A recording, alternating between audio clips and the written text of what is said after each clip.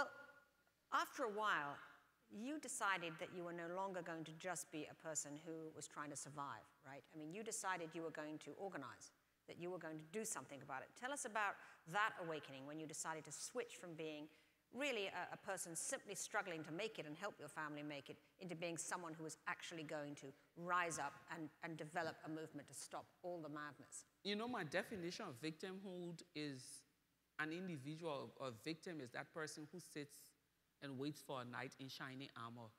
And for many years, that's where I found myself. And it really doesn't have to be in a war situation. You can be in a peaceful situation, have a particular situation happening in your life, and you're just sitting there. If it is your an economic situation, you're saying to yourself, someone will come and rescue me. For years, from 17 to 31, it was always that way for me. Someone will come. And gradually, as I engage in some form of peace building, I realized and recognized that no one will come. If we wanted the rape to end, if we wanted the adoption of our children to end, we had to stand up.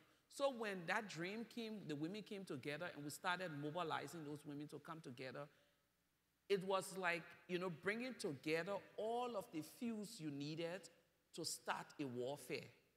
Because all of these women in their individual communities have sat down and said, this is exactly what we need. We have to be our own Gandhis. We have to be our own king. We have to be our own Mandela. And when we came together, we proved to the world that surely we were not victims, but heroes.